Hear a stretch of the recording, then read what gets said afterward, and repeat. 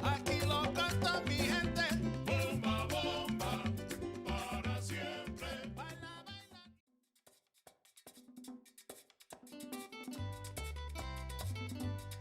Voy a cantar esta canción con mucho cariño de mi corazón a la República Dominicana, la casa del merengue y la casa de la bachata. Voy a cantar esta canción con mucho cariño de mi corazón a la República Dominicana, la casa del merengue y la casa de la bachata.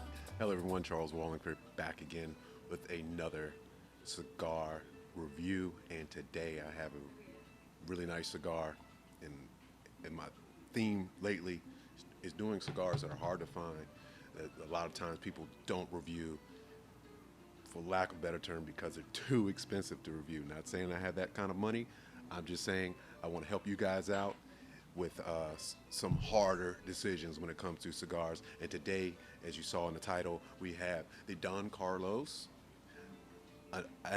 Adversario, if I'm saying this right. My Spanish is terrible when I turn the camera on. The Spanish just goes right out the window. I can speak very well when the camera's not on, but it is the Don Carlos Edicion De Anniversario 2014. So this is an aged cigar, which is going to be, I already know, well, I've lit it, it's going to be pretty good. If you like Arturo Fuente, you like OpusX, this is probably a cigar you're going to like.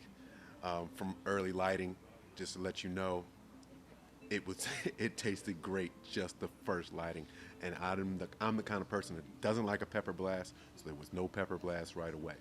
Let me talk about the ins and outs of the cigar. First of all, this is a Toro. This is the Toro 6.25 by 48. I love the size for a cigar. Don't like huge vitolas. This is a, much like the Opus X, a Puro. So wrapper, binder, filler, all Dominican, just like the Opus X. This is a medium body, medium strength cigar, so not recommended for the rookies because of the price you're going to pay, but is recommended for anyone because it's not going to be a strong, extremely strong cigar that's going to knock your socks off. And then having age, that, if you know anything about aging, knocks down the nicotine a little bit too. So this would be a good cigar for a new person, but I wouldn't recommend it because of the price. Price, at least $30. At least $30 you're going to pay, maybe even more for this cigar because of its scarcity. You don't see this often, and it's only a few places you're going to see it. I'm here at Titan Cigars in Gambrills, Maryland, and they have it. I haven't seen it anywhere else.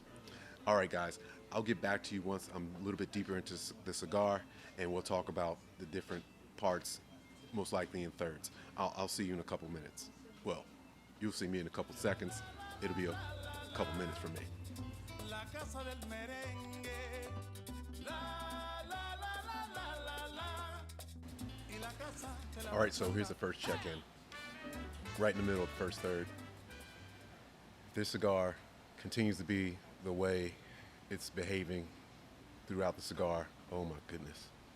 And if it gets better, oh, that's even, oh my goodness. This is a fine cigar. So what are the flavors you're going to experience? It's described as having creamy coffee, cedar, almond nuttiness, and fig. Now for me, first lighting and then still in the first third, the fig is definitely in the forefront. The nuttiness, I get nuttiness, but I don't know if it's almond. I do get nuttiness, and the coffee is towards the end. It's a creamy coffee, not a bitter coffee, not a black coffee. Now, the creaminess isn't the same thing as you would expect or have in a typical Cuban cigar. There's smoothness and creaminess, but it's not the same. It's a Dominican, and it's definitely different, but really nice. Really nice. Like I said, this cigar keeps going the way it's going. Man, man, it's going to be great.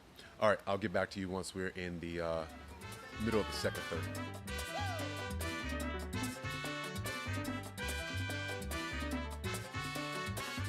Okay, we're back in the second third. So first I wanted to let you know, most of my videos, cigar videos about cigar pairing, no pairing here. Only thing we have today is water to make sure that palate stays nice and clean. So just want to let you guys know about that, and I do wish I had something to drink with this. It's weird. It's so weird to not have some alcohol with my cigar. So before I get started about what's going on, from the beginning to even right now, great amount of smoke. Not too much, not too little. Great amount of smoke. Did have a little bit of burn issues. I had to give a bit of a touch up. It was burning at an angle, not weird, or it's not canoeing. It was just at an angle. It's weird. All right, so what am I experiencing right now? That fig has died down a bit.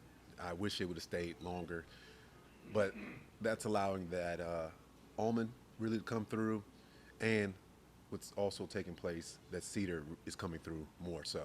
So it allowed that fig dying down, allowed for those other flavors to come through, flavor notes, and throughout so far that coffee creaminess, that creamy coffee on the end is still there, and that's really nice. It may lose points for the intensity coming down, but the points is going to lose. Not to say insignificant, but it's a great cigar, guys. It's a great cigar. All right, I'll get back to you once we're at the end, and we're right at the beginning, middle of the last third. I'll see you there.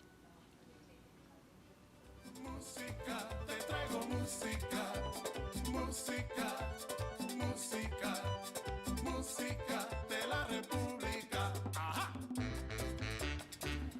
All right, ladies and gentlemen, we're back in the last third, and it's been pretty good experience.